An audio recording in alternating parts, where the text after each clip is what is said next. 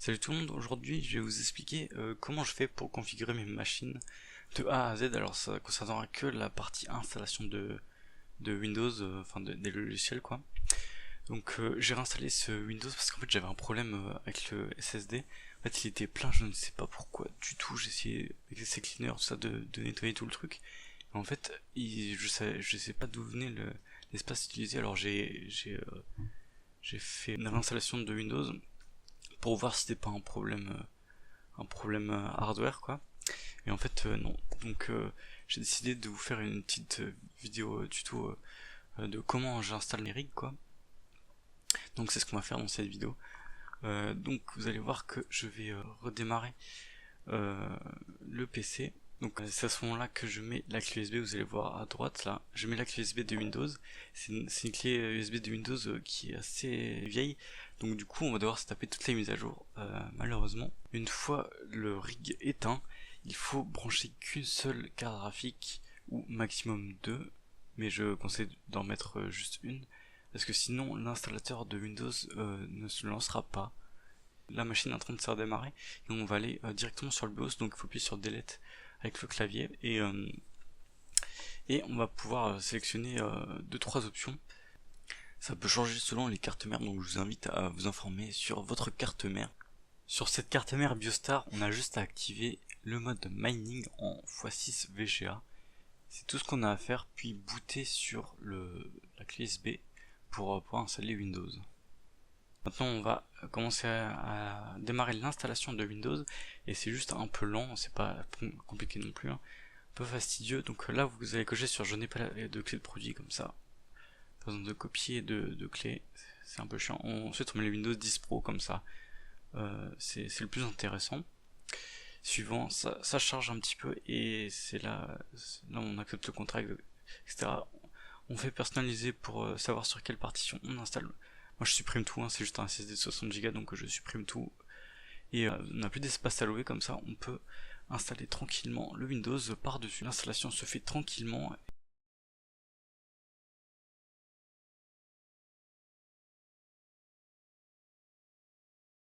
Donc voilà, après un petit redémarrage, Windows vous demande comment configurer selon votre utilisation. On choisit utilisation personnelle. Ensuite là il faut se connecter qu'un compte Microsoft. Moi je fais pas ça, je fais un compte hors connexion. Ça on a juste à mettre un nom de session à l'ancienne et pas besoin de se connecter au réseau, etc.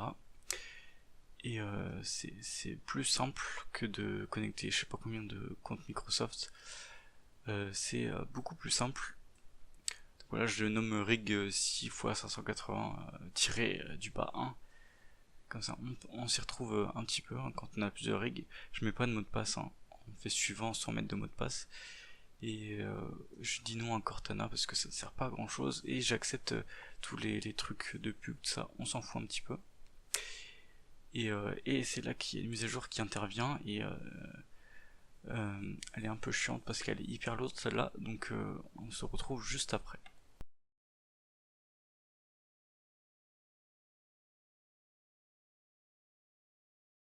Voilà, la mise à jour est finie, on se retrouve sur le Windows. Alors il y a le Internet Explorer, non, c'est Microsoft Edge qui est lancé.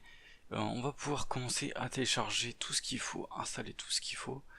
Donc là je tape Ninit sur Google, sur Edge, pour télécharger les deux navigateurs, et surtout TeamViewer qui est assez pratique pour l'utilisation à distance. Je vais télécharger WinRAR, les Collide Codex, donc ça sert pas à grand chose, mais j'ai mis ça au début, donc je le fais toujours maintenant.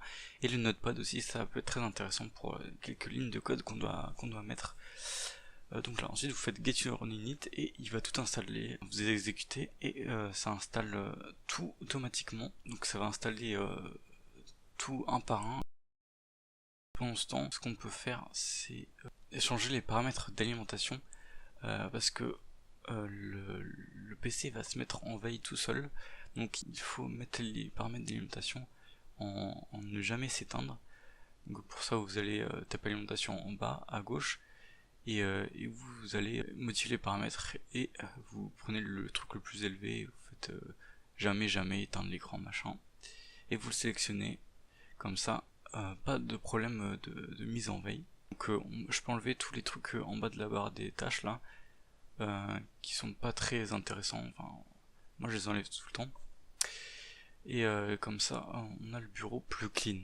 D'habitude j'enlève complètement Cortana. Là je l'ai laissé pour avoir la zone de recherche. Je lance Firefox, comme ça on va pouvoir installer, enfin aller chercher les drivers. Donc là je tape AMD Blockchain, comme ça je mets les drivers de blockchain. Prenez le premier lien que vous sort Google sur le site d'AMD et vous téléchargez de la version Windows 10 64 bits, 355 MO, donc c'est un petit peu long quand même. Surtout si vous n'avez pas de fibre optique. Bref, ça met 3 minutes et c'est là qu'il faut patienter un petit peu. Donc voilà, le Nini vient de suffire de tout installer. Du coup là on va aller s'occuper de TeamViewer. Je vais connecter à mon compte email. Comme ça on va pouvoir mettre la machine dans les contacts et on va pouvoir se connecter de n'importe où. Mais pour ça il faut aussi confirmer la machine. Alors ils vont vous envoyer un code par mail, enfin c'est pas un code, c'est juste un truc autorisé. Il va falloir juste aller voir votre mail et confirmer que c'est un de vos appareils qui se connecte. Voilà, une fois que vous avez confirmé par mail, vous pouvez rouvrir une session et là ça fonctionne et tout qui apparaît. Et vous allez sur le petit bonhomme avec le plus et vous faites ajouter cet ordinateur et là vous pouvez mettre un nom et un mot de passe pour pouvoir se connecter. Voilà, une fois que c'est fait, vous pourrez vous connecter à distance. C'est bien pratique, d'ailleurs c'est ce que je vais faire juste après lancer l'installation des drivers. Et avant d'installer les drivers, je vous rappelle, j'ai qu'une carte graphique qui est plug sur la carte mère. Donc là je vais redémarrer la machine pour plugger les 5 autres GPU. Donc voilà, j'arrête la machine. Une fois avoir plug les 6 GPU sur la carte mère et avoir redémarré, Windows met un petit temps avant de tout reconnaître, donc ça fait un petit plantage au démarrage de la session et il fait un écran noir et comme vous pouvez le voir là, il fait même un petit message d'erreur, mais les 6 cartes graphiques sont bien repérés par Windows, donc c'est parfait. D'habitude je vous recommanderais de le faire un par un, mais ça fonctionne aussi bien de le faire tout d'un coup comme ça. Même si un par un ça met un petit peu moins de temps. Là c'est vrai qu'au démarrage quand on met les 6 ça met bien 2 minutes de plantage presque. Donc là on va chercher les drivers qu'on a téléchargés. Donc du coup installer, installe et voilà, rien de très compliqué. Juste là aussi pendant l'installation des drivers, il va faire un écran noir, même voire clignoter. Enfin, l'écran va s'éteindre, va se rallumer de ça, mais c'est tout à fait normal. De temps en temps vous allez peut-être avoir l'impression que c'est complètement planté, mais ne vous en faites pas, vous avez juste à attendre et normalement tout devrait fonctionner normalement. C'est juste que les installations de drivers ne sont pas faites pour plusieurs cartes graphiques, quoi. C'est vraiment une utilisation vraiment spéciale. C'est pour ça que je vous disais dans une autre vidéo que c'était vraiment pas trop fait pour ça. C'est pas une utilisation lambda, c'est vraiment quelque chose de spécifique, c'est pas fait pour ça, donc c'est pour ça qu'il y a vraiment quelques problèmes, quoi. Voilà, une fois que les drivers sont installés, vous pouvez ignorer le Radeon Relive, c'est pas très important, c'est juste pour rec vos parties de jeu, mais bon, on va pas jouer. On va miner, c'est pas la même chose. Donc vous pouvez ignorer cette petite fenêtre et juste après il va vous demander de redémarrer et vous redémarrez tranquillement. Voilà, de retour sur Windows, on va pouvoir aller chercher tout ce qui concerne le mining. Donc du coup là je me reconnecte sur TeamViewer comme vous pouvez le voir. Et on va aller sur Firefox du coup, chercher sur le site de Nanopool tout ce qui concerne le logiciel de minage, donc Claymore. Vous cliquez sur Ethereum. Là on va dans Help pour télécharger tous les utilitaires, donc là, download Claymore Dual Miner, j'enregistre. Par contre sur Firefox et sur Firefox c'est complètement pas possible de le télécharger, mais c'est considéré comme un virus entre guillemets. On a un générateur de config sur Nanopool, donc ça c'est plutôt cool. Vous pouvez faire une petite config comme ça, mettre l'email, le worker name, tout ça, et mettre votre adresse Ethereum. C'est très cool ça. Comme ça vous avez juste à télécharger ça et à le copier directement dans le fichier de dossier de lancement de Claymore, et comme ça pas vraiment besoin de faire tout ça manuellement, c'est fait presque automatiquement. Donc là j'avais un petit problème sur cette machine, je sais pas pourquoi ça m'a fait ça, mais en fait la barre des tâches en bas était assez buggée. En fait ça mettait du temps à répondre et je sais pas, j'ai toujours pas compris ça venait d'où. Donc là j'enlève juste les trucs de fichiers rapides là parce que ça m'intéresse pas du tout, ça me saoule de voir ça. Donc là on va installer de la mémoire virtuelle. Donc pour ça vous allez dans le panneau de configuration, système sécurité et système. Ensuite à gauche vous allez dans paramètres système avancé, ensuite performance, paramètres avancés, mémoire virtuelle, modifier dans la mémoire virtuelle et vous décochez gestion automatique, et dans taille perso vous allez mettre 16000 MO, donc 16 Go. Donc je suis pas sûr qu'on ait besoin d'autant. Donc ensuite vous faites définir, et ce que ça va faire c'est juste mettre de l'espace disque du SSD dans la mémoire. On est obligé de faire ça pour lancer le mining.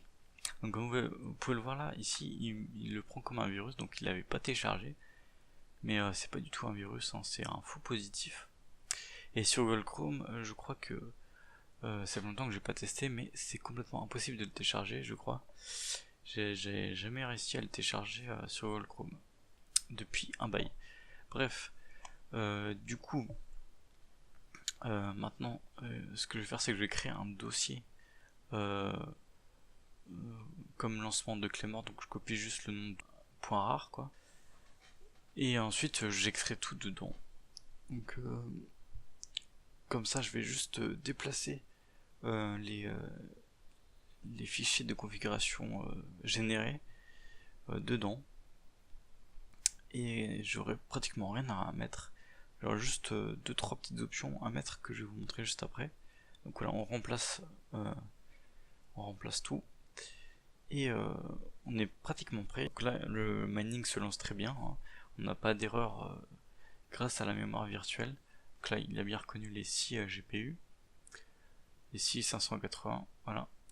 Là il demande l'autorisation pour accéder au réseau, pas de problème, on autorise. Et voilà, vous allez voir que le hash rate ne va pas être au top parce que on n'a rien à overclocker pour l'instant. Vous allez voir qu'après je vais installer MSI Afterburner. Donc vous voyez là, il y a toutes les cartes graphiques qui sont pas au même hash rate. Et je vais installer MSI Afterburner pour overclocker tout ça. Il y a plusieurs versions d'Afterburner, vous prenez la dernière version. Moi je prends sur comment ça marche. Voilà, petit conseil comme ça en passant. Donc voilà, on lance MSI Afterburner, donc il va être pratique pour l'utilisation des ventilateurs, parce qu'ils tournent pas automatiquement, enfin ils sont pas régulés automatiquement très bien, donc on peut les réguler avec Claymore, mais je préfère le faire avec MSI Afterburner. Donc là j'overclock direct à 1950, même si j'aurais pu les mettre à 2000 directement. Donc là je vais juste aller chercher le fichier qui permet de faire démarrer automatiquement en même temps que Windows un logiciel. Donc voilà, vous voyez le chemin. Donc c'est dans AppData, Roaming, Microsoft Windows et menu démarrer. Je fais un petit dans menu démarrer programme, et dans programme je fais un petit raccourci du dossier démarrage. Tout ce que vous mettez dans le démarrage démarre automatiquement en même temps que Windows. Donc c'est très pratique. Je mets le raccourci de Claymore dedans, et comme ça, dès qu'il démarre, ça démarre Clément. Donc ici je vais chercher le raccourci du start d'Ethereum là, pour miner d'Ethereum. Et je déplace dans démarrage très simplement. Et je démarre le minage. Vous allez voir que là ça mine un petit peu plus fort que tout à l'heure parce qu'il y a MSI Afterburner. Voilà, ça nous donne 156 MHz par seconde. C'est très bien. Comme vous pouvez le voir là, il y a le petit bouton startup de MSI Afterburner qui n'était pas coché. J'aurais dû le faire à ce moment là, donc je vous conseille de le faire, hein. Ça sauvegarde juste pour le prochain démarrage, enfin non, pas forcément pour le prochain démarrage, mais ça sauvegarde juste vos paramètres d'overclock, comme ça même quand il redémarre, il redémarre avec les paramètres d'overclock. Donc on va modifier le fichier de configuration du start d'Ethereum, et je vais vérifier là dans le readme pour mettre le reboot. Alors je vais vous expliquer le principe du reboot. Alors le reboot ça sert à ce que quand il y a un problème avec un GPU qui fait une erreur ou n'importe quoi, une erreur dans le Claymore, et bien le Claymore va se fermer et va enclencher le reboot.bat qu'on va créer.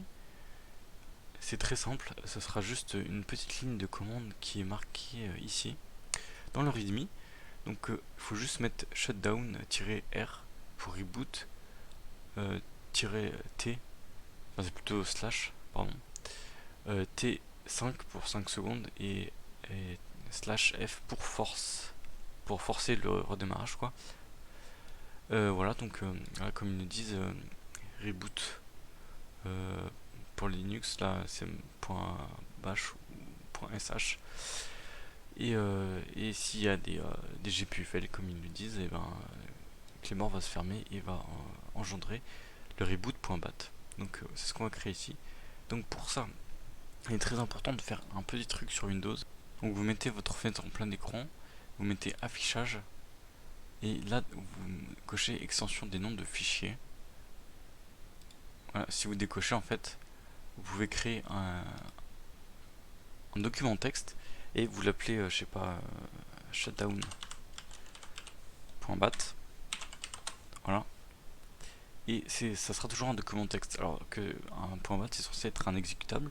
Si vous mettez extension des noms de fichiers, et bien là vous voyez que la vraie extension de fichier c'est un txt. Donc on va renommer ça et mettre juste en bat comme ça. Ça sera un exécutable. Donc voilà, c'est ce qu'on va faire. Donc je vais le renommer en reboot. Voilà, ok. Voilà, on peut supprimer ça. Je vais le modifier et ce qu'on va faire c'est juste copier ce qu'ils nous disent dans le readme. Donc c'est à dire on va copier ça. Ok. Je copie ça et je le mets dans le reboot.bat. Ok, on fait enregistrer et c'est bon. C'est un exécutable. Donc une fois que Clément aura un problème, il va se fermer et il va lancer ce fameux reboot.bat et ça va redémarrer. Et comme au démarrage on a mis le lancement de Clément, et bien ça fera une boucle. Une fois que le reboot est créé, il faut l'activer dans le start. Donc on va modifier le start pour activer le reboot parce qu'il y a plusieurs solutions avec le reboot. Soit comme vous pouvez le voir sur le readme, soit il y a le restart miner mode par défaut, donc c'est R0, mais c'est par défaut. C'est à dire que il va se restart tout seul, juste le logiciel, il n'y aura pas de redémarrage Windows. Et si vous voulez vraiment utiliser le reboot.bat, il faut mettre -r espace 1. Comme ça là il va vraiment chercher le reboot.bat juste avant de se fermer. Ou après. Voilà, on enregistre et c'est fait. Il n'y a plus rien d'autre à faire et c'est presque c'est configuré comme il faut. Maintenant je vais redémarrer la machine pour vous montrer que tout est fonctionnel et que Clément se lance bien au démarrage de Windows. Voilà, là le PC redémarre, il est de retour sur Windows et vous allez voir que Clément va se lancer automatiquement puisque j'ai mis un raccourci dans le dossier de démarrage. Voilà. Du coup, j'espère que cette petite vidéo vous aura plu. J'espère que ça vous aura aidé dans votre installation de rig. C'est fait pour ça. N'hésitez pas à vous abonner si vous voulez plus de vidéos d'explications sur le mining et le petit like si ça vous a plu. Je vous dis à la prochaine et minez bien. Allez, salut tout le monde.